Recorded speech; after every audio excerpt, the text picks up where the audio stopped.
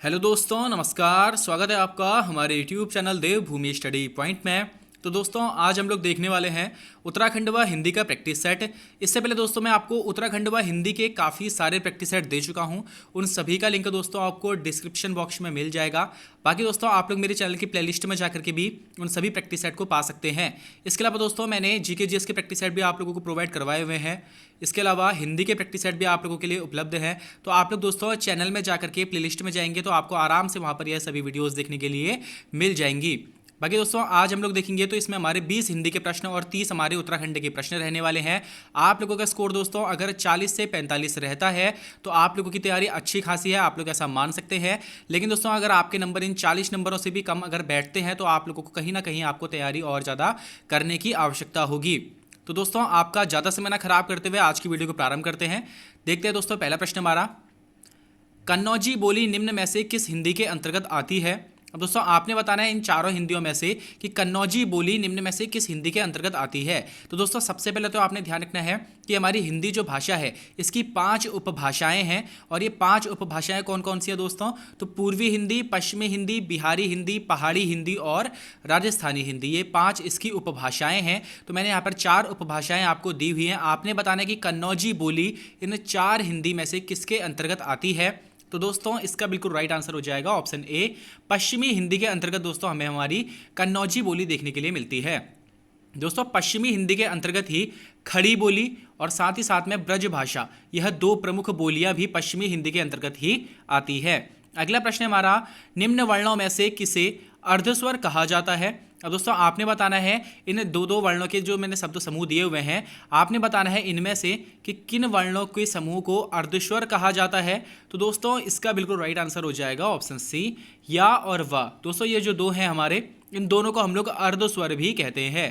बाकी दोस्तों आप सभी जानते होंगे य, र, ल, व, ये वैसे तो इन चारों को ही अर्धस्वर की श्रेणी में रखा जाता है। लेकिन दोस्तों अगर इस प्रकार के प्रश्न बन गए जैसे मैंने आपको ऑप्शन दिया हुआ है तो इस कंडीशन में दोस्तों या और व को अर्धस्वर माना जाएगा। बाकी दोस्तों ला को जो है पार्श्विक वर्ण और रा को लुंठित वर्ण मान करके अर्धस्वर की श्रेणी से हटा दिया जाएगा। अगला प्रश्न हमारा, प्रमाण शब्द में इक प्रत्यय जोड़ने से निम्न में से कौन सा शब्द बनेगा। अब दोस्तों आपने बताना है कि प्रमाण शब्द में अगर हम लोग इक प्रत्यय जोड़ देते हैं तो दोस्तों प्रमाण शब्द से हमें कौन सा शब्द प्राप्त होगा। तो दोस्तों इसका बिल्कुल राइट आंसर हो जाएगा ऑप्शन सी, प्रामाणिक हमें यह शब्द प्राप्त होगा। जैसे कि आप सभी जानते होंगे दोस्तों कि अगर हम लोग किसी भी शब्द के पीछे इक प्रत्यय का इस्तेमाल करते हैं तो इक प्रत्यय की वजह से जो उसका सबसे पहला स्वर होता है, यानी मूल शब्द का जो सबसे पहला स्वर होता है वह दोस्तों दीर्घ में परिवर्तित हो जाता है। तो यहाँ पर जो दोस्तों प्र में छोटे आ की मात्रा थी वह बड़े आ की मात्रा में परिवर्तित हो जाएगी, प्रामाणिक हो जाएगा हमारा शब्द, आपने ध्यान में रखना है। अगला प्रश्न हमारा, निम्न में से शुद्ध वर्तनी छांटिए। अब दोस्तों आपने बताना है कि सन्यासी शब्द की शुद्ध वर्तनी क्या होगी इन चारों में से। तो दोस्तों इसका बिल्कुल राइट आंसर हो जाएगा ऑप्शन बी, सन्यासी की वर्तनी दोस्तों आप लोगों ने ऑप्शन बी की तरह लिखनी है, आपने ध्यान में रखना है। देखिए दोस्तों अगर आपसे बोला जाए कि सन्यासी शब्द में कौन सा उपसर्ग लगा हुआ है, दोस्तों इसमें सम उपसर्ग लगा हुआ है। यह दोस्तों पूरा बनेगा समधन न्यासी, समधन न्यासी। तो तब जाकर के दोस्तों इन दोनों के मिलने से हमारा सन्यासी शब्द बनेगा। अगला प्रश्न हमारा, ऋग्वेद शब्द में निम्न में से कौन सी संधि होगी। अब दोस्तों इन चारों संधियों में से आपने बताना है कि ऋग्वेद शब्द में कौन सी संधि होगी। तो दोस्तों इसका बिल्कुल राइट आंसर हो जाएगा ऑप्शन ए, व्यंजन संधि दोस्तों हमारी ऋग्वेद शब्द में होगी। जब दोस्तों हम लोग इसका व्यंजन विच्छेद करते हैं, जब हम इसका संधि विच्छेद करते हैं दोस्तों, तो हमें प्राप्त होता है ऋक धन वेद। जब दोस्तों इन दोनों को हम मिला देंगे तो का वर्ग अपने ही वर्ग के तीसरे गा में परिवर्तित हो जाएगा और ऋग्वेद शब्द हमें प्राप्त होगा। अगला प्रश्न हमारा, राम अभी अभी घर आया है वाक्य में क्रिया विशेषण है। अब दोस्तों सबसे पहले तो आपने ध्यान रखना है कि क्रिया विशेषण के 4 भेद होते हैं और चारों ही भेद दोस्तों आपको ऑप्शन में दिए गए हैं, कालवाचक, रीतिवाचक, स्थानवाचक और परिमाणबोधक। ठीक है दोस्तों, अब आपने बताना है कि इन वाक्यों में कौन सा क्रिया विशेषण है। ये जो वाक्य दिया है हमें, इस वाक्य में कौन सा क्रिया विशेषण है। तो दोस्तों इसका बिल्कुल राइट आंसर हो जाएगा हमारा ऑप्शन ए, कालवाचक क्रिया विशेषण इसमें मौजूद है। जैसे कि आप सभी जानते होंगे अभी अभी इसमें प्रयुक्त हुआ है। और दोस्तों ये किसके लिए प्रयुक्त किया जाता है, ये हमें हमारे काल के बारे में बता रहा है, यानी कि अभी के बारे में बात कर रहा है। तो दोस्तों इसमें हमारा कालवाचक क्रिया विशेषण होगा। अगला प्रश्न हमारा, निम्न में से शेखर जोशी की रचना है। अब दोस्तों आपने बताना है कि शेखर जोशी जी की इन चारों रचनाओं में से कौन सी एक रचना है। जैसा कि दोस्तों आप सभी जानते होंगे कि अक्टूबर 2022 में शेखर जोशी जी का निधन हो गया था और दोस्तों इनसे प्रश्न लगातार बनते आ रहे हैं। अभी दोस्तों कुछ समय पहले एक प्रश्न बना था कि इनकी ऐसी कौन सी फिल्म थी जिस पर चिल्ड्रंस फिल्म सोसाइटी के द्वारा फिल्म बनाई गई थी। तो दोस्तों उनकी दाजू फिल्म किससे रिलेटेड प्रश्न पूछा गया था। आपने दोस्तों आज बताने कि इन चारों रचनाओं में से कौन सी रचना शेखर जोशी जी की है। तो दोस्तों इसका बिल्कुल राइट आंसर हो जाएगा ऑप्शन सी, कोसी का घटवार। दोस्तों यह जो रचना है यह शेखर जोशी जी की रचना है। बाकी दोस्तों आप दाजू को भी ध्यान में रख सकते हैं। अगला प्रश्न हमारा, अयोगवाह वर्णों का प्रयोग होता है। दोस्तों किस में प्रयोग होता है, किस रूप में उनका प्रयोग होता है। चारों रूप यहाँ पे आपको दिए गए हैं, आपने बताना है कि अयोगवाह वर्णों का प्रयोग कहाँ होता है। तो दोस्तों अनुस्वार व अनुनासिक के रूप में अयोगवाह वर्णों का प्रयोग होता है। बात करें दोस्तों अयोगवाह वर्ण होते कौन से हैं, तो अंग और आहा यह दोनों ही हमारे अयोगवाह वर्ण कहलाते हैं। अगला प्रश्न हमारा, कंठ्य व्यंजन का उदाहरण कौन सा है।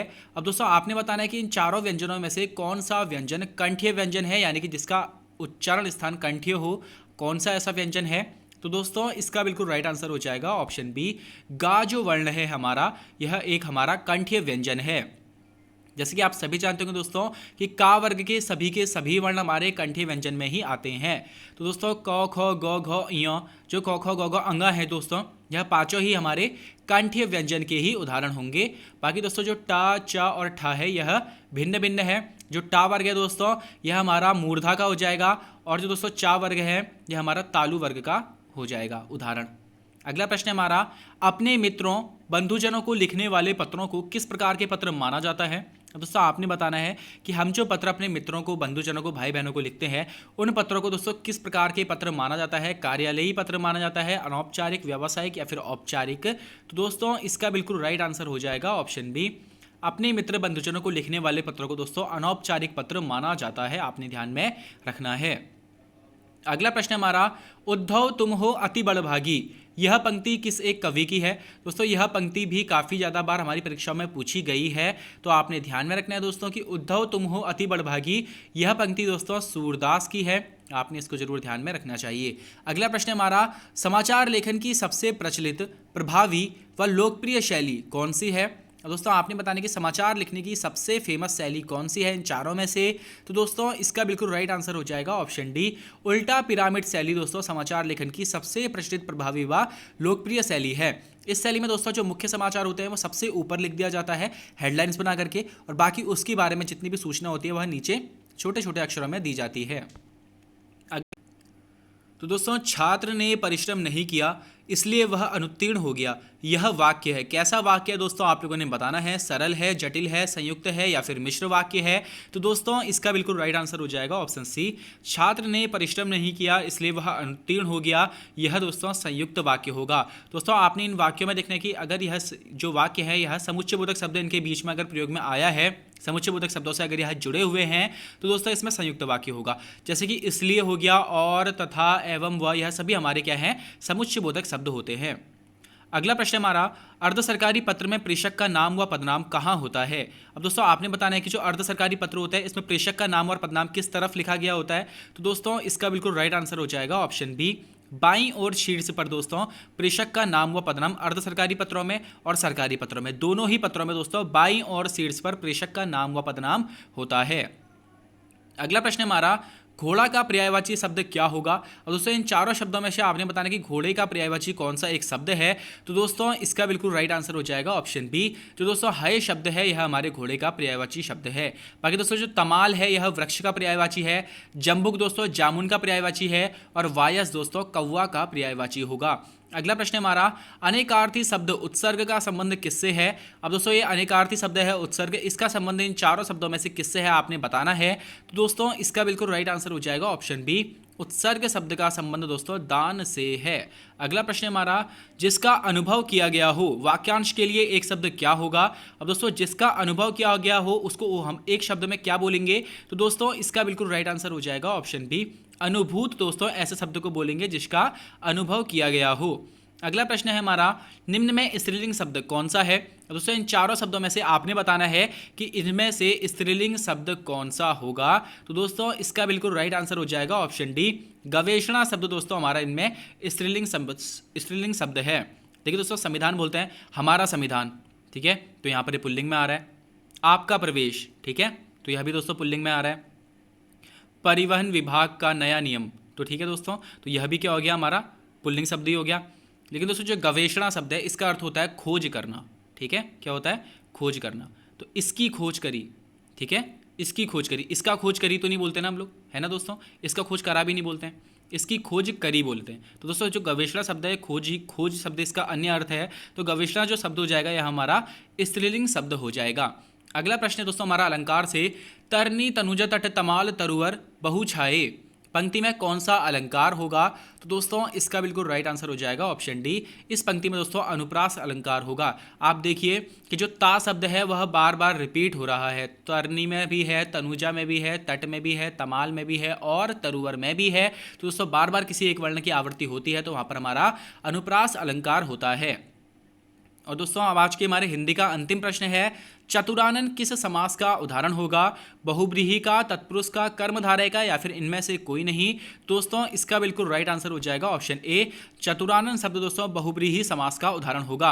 अब देखिए दोस्तों चतुरानन का जब आप समास विग्रह करते हैं तो आपको मिलता है चार हैं आनंद जिसके अर्थात ब्रह्मा। तो दोस्तों इसमें चतुर यानी कि चार जो है वह प्रथम पद है और आनंद जो है वह उत्तर पद यानी कि द्वितीय पद है। तो दोस्तों दोनों ही पद प्रधान नहीं है, यह दोनों ही मिलकर के किसी तीसरे पद ब्रह्मा को प्रदान कर दे रहे हैं। तो ऐसी कंडीशन दोस्तों किस में होती है? तो बहुब्रीहि समास में होती है। तो दोस्तों इसका आंसर हो जाएगा ऑप्शन ए, बहुब्रीहि समास। अगला प्रश्न है दोस्तों हमारा, लेकिन दोस्तों इस प्रश्न में आगे बढ़ने से पहले आपसे एक रिक्वेस्ट है, अगर आप लोगों को ये वीडियो और कंटेंट इन्फॉर्मेटिव लगता है तो दोस्तों प्लीज़ वीडियो को लाइक करके चैनल को जरूर सब्सक्राइब कर लीजिएगा। पहला प्रश्न दोस्तों हमारे उत्तराखंड का, उत्तराखंड का सबसे कम अनुसूचित जाति वाला जिला कौन सा है? दोस्तों सबसे कम अनुसूचित जाति यानी कि जो शेड्यूल कास्ट है वह सबसे कम किस एक जिले में मिलती है आप लोगों ने बताना है। तो दोस्तों इसका बिल्कुल राइट आंसर हो जाएगा ऑप्शन बी, चंपावत जिला दोस्तों उत्तराखंड का सबसे कम अनुसूचित जाति वाला जिला है। वहीं दोस्तों आपने ध्यान रखना है कि हरिद्वार सबसे अधिक अनुसूचित जाति वाला जिला है। अगला प्रश्न है हमारा, कुमाऊं मोटर ऑनर्स यूनियन की स्थापना किस वर्ष हुई थी? अब दोस्तों आपने बताना है कि कुमाऊं मोटर ऑनर्स यूनियन की स्थापना किस एक वर्ष में करी गई थी? तो दोस्तों इसका बिल्कुल राइट आंसर हो जाएगा ऑप्शन बी, वर्ष 1939 में कुमाऊं मोटर ऑनर्स यूनियन की स्थापना करी गई थी। दोस्तों बात करी जाए इसके मुख्यालय की तो काठगोदाम में दोस्तों इसका मुख्यालय है और इसके क्षेत्रीय कार्यालय टनकपुर व रामनगर में स्थित हैं। अगला प्रश्न है हमारा, जिम कॉर्बेट नेशनल पार्क का संग्रहालय कहाँ स्थित है? अब दोस्तों जिम कॉर्बेट नेशनल पार्क का संग्रहालय कहाँ स्थित है आप लोगों ने बताना है। तो दोस्तों इसका बिल्कुल राइट आंसर हो जाएगा ऑप्शन ए, कालाढूंगी नैनीताल में दोस्तों जिम कॉर्बेट नेशनल पार्क का संग्रहालय स्थित है। वही दोस्तों जो इसकी स्थापना है वह वर्ष 1936 में करी गई थी। अगला प्रश्न हमारा, उत्तराखंड में भाबर पेटी में निम्न में से किस प्रकार की जलवायु दशाएं हैं? दोस्तों इन चार जलवायु दशाओं में से आपने बताना है कि उत्तराखंड के भाबर क्षेत्र में कौन सी जलवायु की दशाएं पाई जाती है। तो दोस्तों इसका बिल्कुल राइट आंसर हो जाएगा ऑप्शन बी, उपोष्ण जलवायु दोस्तों भाबर पेटी में उत्तराखंड के पाई जाती है। दोस्तों उपोष्ण जलवायु कैसी होती है? तो यहाँ पर कुछ महीने बहुत ही ठंडे रहेंगे और कुछ महीने बहुत ही गर्म रहेंगे। जैसे कि दोस्तों आपने देखा होगा कि भाबर साइड में गर्मी में बहुत ज़्यादा गर्मी होती है और ठंडियों में बहुत अधिक मात्रा में ठंडा भी होता है। तो दोस्तों इसमें उपोष्ण प्रकार की जलवायु पाई जाएगी। अगला प्रश्न दोस्तों हमारा, अल्मोड़ा के समीप स्थित सूर्य मंदिर का निर्माण किसने करवाया था? अब दोस्तों आपने बताना है कि अल्मोड़ा के समीप जो स्थित सूर्य मंदिर है इसका निर्माण किसके द्वारा करवाया गया था इन चारों राजाओं में से? तो दोस्तों इसका बिल्कुल राइट आंसर हो जाएगा ऑप्शन बी, कत्यूरी राजा कटारमल के द्वारा दोस्तों अल्मोड़ा के समीप स्थित कटारमल सूर्य मंदिर का निर्माण कराया गया था। अगला प्रश्न हमारा, उत्तराखंड में हस्तशिल्प सामग्री मोष्टा को उत्पादित करने में निम्न में से कौन सा कच्चा माल प्रयोग में लाया जाता है? दोस्तों आपने बताना है कि हस्तशिल्प सामग्री एक मोष्टा है, इसको बनाने के लिए किस एक कच्चे माल के प्रयोग किस एक कच्चे माल का प्रयोग किया जाता है? तो दोस्तों इसका बिल्कुल राइट आंसर हो जाएगा ऑप्शन ए, रिंगाल का प्रयोग दोस्तों किया जाता है। दोस्तों जो ये रिंगाल है यह बांस का ही एक प्रकार होता है। आप लोगों ने देखा होगा दोस्तों टोकरियां वगैरह, तो दोस्तों जो टोकरियां वगैरह होती हैं या फिर जो डोके वगैरह जो होते हैं या सभी दोस्तों इस हस्तशिल्प सामग्री मोष्टा को बनाने के लिए भी दोस्तों इस रिंगाल का ही प्रयोग किया जाता है। अगला प्रश्न हमारा, कुमाऊं परिषद का पहला अधिवेशन कब और कहां हुआ था? अब दोस्तों आपने बताना है कि कुमाऊं परिषद का पहला अधिवेशन कब और कहां हुआ था। तो दोस्तों इसका बिल्कुल राइट आंसर हो जाएगा हमारा ऑप्शन सी, 1917 को अल्मोड़ा में दोस्तों कुमाऊं परिषद का पहला अधिवेशन हुआ था जिसकी अध्यक्षता जयदत्त जोशी जी के द्वारा करी गई थी। वहीं दोस्तों आपने ध्यान रखना है कि वर्ष 1916 में कुमाऊं परिषद की का दोस्तों गठन किया गया था और वर्ष 1926 में इसका दोस्तों विलय कुमाऊं कांग्रेस में कर दिया गया था। अगला प्रश्न हमारा, दुग्धताल कहाँ स्थित है? अब दोस्तों आपने बताना है कि ये दुग्धताल कहाँ स्थित है इन चारों जिलों में से। तो दोस्तों इसका बिल्कुल राइट आंसर हमारा हो जाएगा ऑप्शन बी, चमोली जिले में दोस्तों दुग्धताल स्थित है। अगला प्रश्न हमारा, टप्पकेश्वर मंदिर उत्तराखंड के किस जिले में स्थित है? अब दोस्तों टप्पकेश्वर मंदिर उत्तराखंड के किस एक जिले में स्थित है आप लोगों ने बताना है। तो दोस्तों इसका बिल्कुल राइट आंसर हो जाएगा ऑप्शन बी, टप्पकेश्वर मंदिर दोस्तों देहरादून जिले में उत्तराखंड के स्थित है। अब दोस्तों इसका नाम टप्पकेश्वर इसलिए है क्योंकि ये माना जाता है कि यहाँ पर की जो गुफाएं हैं उन गुफाओं के ऊपर से शिवलिंग के ऊपर फटाफट पानी टपकता रहता है, जिस वजह से इस मंदिर का नाम टप्पकेश्वर मंदिर रखा गया है। अगला प्रश्न दोस्तों हमारा, किस तिथि को उत्तराखंड में हिमालय दिवस मनाया जाता है? अब दोस्तों आपने बताना है इन 4 डेट में से किस तिथि को हमारे उत्तराखंड में हिमालय दिवस मनाया जाता है। तो दोस्तों इसका बिल्कुल राइट आंसर हो जाएगा ऑप्शन ए, 9 सितंबर को दोस्तों हमारे यहाँ उत्तराखंड में पृथ्वी दिवस की तर्ज पर हिमालय दिवस मनाया जाता है। अगला प्रश्न हमारा, उत्तराखंड विधानसभा के लिए अनुसूचित जनजाति के लिए कितनी सीटें आरक्षित हैं? अब दोस्तों आपने बताना है कि एसटी जनजाति के लिए, यानी जो एसटी है इनके लिए दोस्तों कितनी सीटें आरक्षित है हमारी उत्तराखंड विधानसभा में। तो दोस्तों इसका बिल्कुल राइट आंसर हो जाएगा हमारा ऑप्शन सी, कुल 2 सीटें दोस्तों एससी यानी दोस्तों एसटी के लिए आरक्षित है। और ये 2 सीटें कौन सी हैं? तो दोस्तों आपने ध्यान रखना है उधम सिंह नगर जिले की नानकमत्ता विधानसभा सीट और देहरादून जिले की दोस्तों चकराता विधानसभा सीट। यह 2 सीटें दोस्तों अनुसूचित जनजाति के लिए आरक्षित है। वहीं दोस्तों अनुसूचित जाति के लिए उत्तराखंड में कुल 13 सीटें आरक्षित हैं। अगला प्रश्न हमारा, देहरादून जिला मेरठ मंडल से गढ़वाल मंडल में कब सम्मिलित किया गया था? तो दोस्तों इसका बिल्कुल राइट आंसर हो जाएगा हमारा ऑप्शन ए, वर्ष 1975 में दोस्तों देहरादून जिला मेरठ मंडल से गढ़वाल मंडल में सम्मिलित किया गया था। इससे पहले दोस्तों आपने ध्यान रखना है कि वर्ष 1817 में जो देहरादून जिला है इसको जिला बना करके मेरठ मंडल के अंतर्गत डाला गया था और वर्ष 1975 में दोस्तों मेरठ मंडल से इसको गढ़वाल मंडल में डाल दिया गया था। अगला प्रश्न दोस्तों हमारा, टिहरी रियासत का विलय भारत में कब हो गया था? अब दोस्तों आप सभी जानते होंगे भारत की आज़ादी के बाद जो रियासतें थी उनको भारत में विलय कर दिया गया था। तो दोस्तों टिहरी रियासत का भी विलय भारत में हो गया था। आपने बताना है कि यह किस तिथि को किया गया था। तो दोस्तों इसका बिल्कुल राइट आंसर हो जाएगा हमारा ऑप्शन बी, 1 अगस्त 1949 को दोस्तों टिहरी रियासत का विलय भारत में कर दिया गया था और इस समय दोस्तों टिहरी रियासत का अंतिम राजा मानवेंद्र शाह था। अगला प्रश्न हमारा, व्यास गुफा निम्न में से कहाँ स्थित है? अब दोस्तों आपने बताना कि व्यास गुफा इन 4 स्थानों में से कहाँ स्थित है। तो दोस्तों इसका बिल्कुल राइट आंसर हो जाएगा हमारा ऑप्शन ए, बद्रीनाथ में दोस्तों। बद्रीनाथ से 4 किलोमीटर की दूरी पर माणा गांव में दोस्तों व्यास गुफा यह स्थित है। ऐसा माना जाता है दोस्तों कि यहीं पर महर्षि वेद व्यास के द्वारा, गणेश जी के द्वारा यहाँ पर दोस्तों महाभारत हो गए हमारे 18 जो दोस्तों हमारे महापुराण हैं उनकी रचना और साथ ही साथ में दोस्तों महाभारत की रचना भी करी गई थी। अगला प्रश्न दोस्तों हमारा,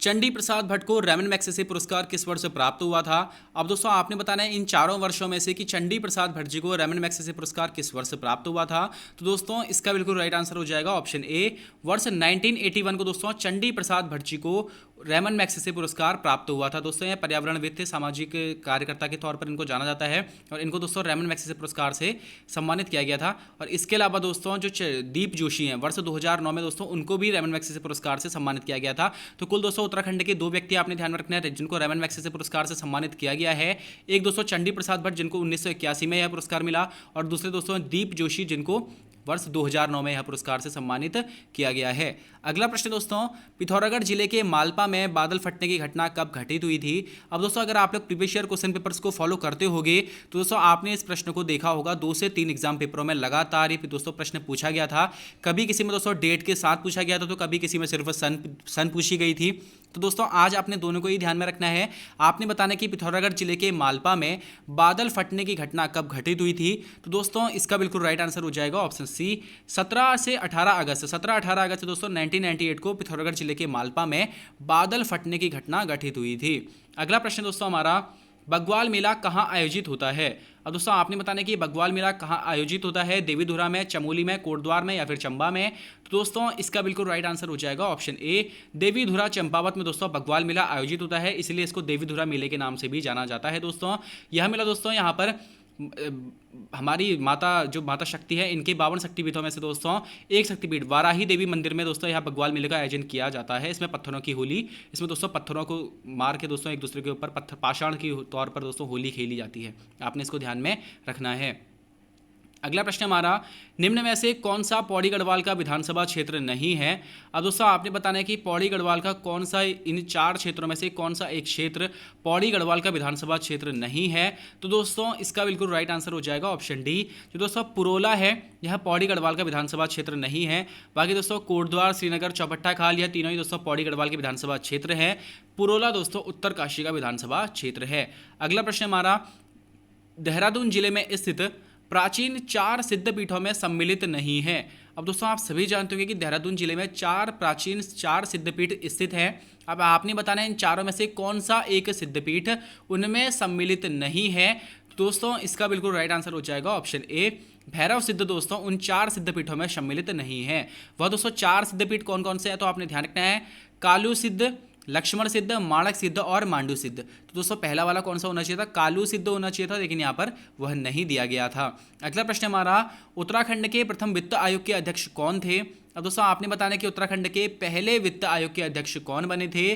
तो दोस्तों इसका बिल्कुल राइट आंसर हो जाएगा हमारा ऑप्शन ए, आर के धर दोस्तों उत्तराखंड के प्रथम वित्त आयोग के अध्यक्ष थे। वर्तमान वित्त आयोग के अध्यक्ष कौन है दोस्तों, तो श्री इंदु कुमार पांडे हमारे उत्तराखंड के वर्तमान वित्त आयोग के अध्यक्ष हैं। अगला प्रश्न हमारा, पंचाचूली शिखर की समुद्र तल से ऊंचाई कितनी है। अब दोस्तों पंचाचूली शिखर आप सभी जानते होंगे पिथौरागढ़ जिले में हमारे उत्तराखंड के पड़ता है। आपने बताना दोस्तों इस पंचाचूली शिखर की समुद्र तल से ऊंचाई कितनी है। वैसे दोस्तों जो इसका नाम है पंचाचूली, इसके पीछे भी एक कहानी है। माना जाता है कि यहाँ पे 5 पांडव यहाँ पर आए थे और उनके द्वारा दोस्तों यहाँ पर 5 चूल्हे लगाए गए थे।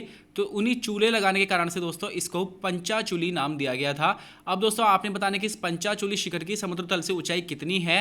तो दोस्तों इसका बिल्कुल राइट आंसर हो जाएगा ऑप्शन सी, 6904 मीटर दोस्तों पंचाचूली शिखर की समुद्र तल से ऊंचाई है। अगला प्रश्न हमारा, चैतू तथा माणकू नामक चित्रकार को किस राजा ने अपने दरबार में आश्रय दिया था। अब दोस्तों आपने बताना इन चारों ही राजाओं में से किस एक राजा ने चैतू तथा माणकू नामक चित्रकारों को अपने दरबार में आश्रय दिया था। तो दोस्तों इसका बिल्कुल राइट आंसर हो जाएगा ऑप्शन सी, सुदर्शन शाह के द्वारा दोस्तों चैतू तथा माणकू नामक चित्रकार को अपने दरबार में आश्रय दिया गया था। बात करिए दोस्तों सुदर्शन शाह की, तो दोस्तों ये टिहरी रियासत के प्रथम राजा के तौर पर इनको जाना जाता है। वही दोस्तों ये कवि सूरत के नाम से रचनाएं किया करते थे और इनकी प्रमुख रचना सवासार है, आपने ध्यान में रखना है। अगला प्रश्न हमारा, उत्तराखंड के कुंवर सिंह नेगी किस क्षेत्र से संबंधित हैं। अब दोस्तों आपने बताना है कि कुंवर सिंह नेगी जी उत्तराखंड के किस एक क्षेत्र से संबंधित है इन चारों क्षेत्रों में से। तो दोस्तों इसका बिल्कुल राइट आंसर हो जाएगा ऑप्शन बी, ब्रेल लिपि के विकास के लिए दोस्तों उत्तराखंड के कुंवर सिंह नेगी जाने जाते हैं। वहीं दोस्तों आपने ध्यान रखना है कि ब्रेल लिपि के क्षेत्र में दोस्तों इन्होंने अद्भुत काम करा था। इन्होंने लगभग दोस्तों 300 किताबों का अनुवाद ब्रेल लिपि में किया था और इसी वजह से दोस्तों इनको वर्ष 1981 में पद्मश्री और वर्ष 1990 में पद्म भूषण पुरस्कार से सम्मानित किया गया था। अगला प्रश्न हमारा, उत्तराखंड में इबर्सन के नेतृत्व में ब्रिटिश काल का 11वां व अंतिम भूमि बंदोबस्त कब हुआ था। अब दोस्तों सबसे पहले तो आपने ध्यान में रखना है कि उत्तराखंड में ब्रिटिश काल में कुल 11 भूमि बंदोबस्त हुए थे और जो दोस्तों सबसे अंतिम भूमि बंदोबस्त यानी कि 11वां भूमि बंदोबस्त था वह इबर्सन के नेतृत्व में हुआ था। अब दोस्तों आपने बताना है कि यह भूमि बंदोबस्त हुआ कब था। तो दोस्तों इसका बिल्कुल राइट आंसर हो जाएगा वर्ष 1928, ऑप्शन बी इसका बिल्कुल करेक्ट आंसर हो जाएगा। तो दोस्तों उत्तराखंड में जो ब्रिटिश काल का अंतिम भूमि बंदोबस्त था 11वां भूमि बंदोबस्त, वह दोस्तों वर्ष 1928 में इबर्सन के नेतृत्व में हुआ था। वहीं दोस्तों आपने ध्यान रखना है कि उत्तराखंड में ब्रिटिश काल का पहला भूमि बंदोबस्त ई गार्डनर की अध्यक्षता में कुमाऊं क्षेत्र में वर्ष 1815 में किया गया था और दोस्तों वर्ष 1816 में GW ट्रेल के द्वारा गढ़वाल क्षेत्र में पहला दोस्तों भूमि बंदोबस्त किया गया था 1816 में GW ट्रेल के द्वारा। तो दोस्तों दोनों ही बंदोबस्त तो यह एक साल के लिए ही थे, तो इसीलिए दोस्तों इनको एक साला बंदोबस्त या फिर वार्षिक बंदोबस्त के नाम से भी जाना जाता है। इसके बाद दोस्तों जो आपने ध्यान में रखना है भूमि बंदोबस्त, वो इनका 9वां भूमि बंदोबस्त दोस्तों आपने ध्यान में रखना है, जो कि दोस्तों विकेट बंदोबस्त के नाम से जाना जाता है और वर्ष 1863 से लेकर के 73 तक दोस्तों यह बंदोबस्त हुआ था। तो दोस्तों विकेट बंदोबस्त में सबसे पहले आपने ध्यान रखना है कि इसमें वैज्ञानिक पद्धति अपनाई गई थी। यह दोस्तों इसीलिए महत्वपूर्ण है कि इसमें सबसे पहले वैज्ञानिक पद्धति अपनाई गई थी और इसी जो दोस्तों विकेट बंदोबस्त है, 9वां भूमि बंदोबस्त, इसी के तहत दोस्तों पर्वतीय भूमि को 5 भागों में भी बांटा गया था। तो दोस्तों आपने इन 4 भूमि बंदोबस्त को बिल्कुल बिल्कुल एकदम ध्यान रखना है दोस्तों। पहला भूमि बंदोबस्त वर्ष 1815 में ई गार्डनर की अध्यक्षता में, दूसरा भूमि बंदोबस्त वर्ष 1816 में GW ट्रेल की अध्यक्षता में, उसके बाद दोस्तों आपने 9वां भूमि बंदोबस्त ध्यान में रखना है विकेट बंदोबस्त, जो कि 1863 से 1973 तक रहा था। वैज्ञानिक पद्धति अपनाई गई थी और दोस्तों जो पर्वतीय भूमि इसको 5 भागों में बांटा गया था। और दोस्तों ब्रिटिश काल का अंतिम भूमि बंदोबस्त जो कि 11वां भूमि बंदोबस्त था, यह इबर्टसन के नेतृत्व में दोस्तों वर्ष 1928 में हुआ था। अगला प्रश्न हमारा, निम्न में से कौन सुमेलित नहीं है। अब दोस्तों इन चारों नामों में से कौन सा एक सुमेलित नहीं है आप लोगों ने बताना है। यानी कि दोस्तों इनमें जैसे दोस्तों ऋषिकेश हो गया, तो दोस्तों ऋषिकेश का प्राचीन नाम वीरभद्र था। तो वैसे ही आपने बताना है कि बाकी इन तीनों में से और से कौन एक सुमेलित नहीं बैठेगा। तो दोस्तों इसका बिल्कुल राइट आंसर हो जाएगा हमारा ऑप्शन सी, कालो का डांडा। दोस्तों लैंसडाउन पौड़ी गढ़वाल का पुराना नाम है। दोस्तों लैंसडाउन का पुराना नाम कालू का डांडा था। दोस्तों इसमें बाकी अन्य नाम आप लोग देख सकते हैं, जैसे वीरभद्र ऋषिकेश का प्राचीन नाम हो गया, गोविषाण दोस्तों काशीपुर का हो गया, मूर्ध्वज दोस्तों कोटद्वार का प्राचीन नाम हो गया। वहीं दोस्तों कालो का जो डांडा है यह लैंसडाउन का प्राचीन नाम था। अगला प्रश्न हमारा, निम्न में से कौन सा पर्वत पदीय नगर नहीं है। अब दोस्तों आपने बताना है इन चारों नगरों में से कौन सा एक पर्वत पदीय नगर नहीं है। तो दोस्तों इसका बिल्कुल राइट आंसर हो जाएगा ऑप्शन सी, रुद्रपुर दोस्तों एक पर्वत पदीय नगर नहीं है। यानी कि दोस्तों जहाँ पे पर्वत खत्म होते हैं और उसी के नीचे से जो शहर स्टार्ट हो जाते हैं तो वह कहलाएंगे पर्वत पदीय नगर। तो दोस्तों आपने देखा होगा टनकपुर हो गया, कोटद्वार हो गया, हरिद्वार हो गया, इनके पास ही पे दोस्तों बिल्कुल ही पर्वत लगते हैं और उन्हीं के बिल्कुल नीचे वाले भाग पर, उनके बिल्कुल पैरों वाले भाग पर यह शहर स्थित है। मगर दोस्तों रुद्रपुर पूरे तरीके से मैदानी इलाके में आता है। अगला प्रश्न हमारा, वर्ष 1972 में योजना आयोग द्वारा मंजूरी दिए जाने के समय टिहरी बांध परियोजना की अनुमानित विद्युत उत्पादन क्षमता कितनी थी। अब दोस्तों आपने बताना है कि 1972 में जब योजना आयोग के द्वारा टिहरी बांध परियोजना को मंजूरी दी गई थी तो तब इसकी दोस्तों अनुमानित विद्युत उत्पादन क्षमता कितनी रखी गई थी। तो दोस्तों इसका बिल्कुल राइट आंसर हो जाएगा ऑप्शन सी, कुल 600 मेगावाट दोस्तों तब इसकी परियोजना की क्षमता रखी गई थी। वर्तमान में दोस्तों आप सभी जानते होंगे 2400 मेगावाट इसकी क्षमता है। एशिया का दोस्तों सबसे ऊंचाई पर स्थित ये बांध है, 260.5 मीटर इसकी ऊंचाई है। अगला प्रश्न हमारा, विरही गंगा किस नदी जल प्रवाह क्षेत्र में है। यानी कि दोस्तों आपने बताना कि जो विरही गंगा है यह किस नदी के जल प्रवाह क्षेत्र में आती है।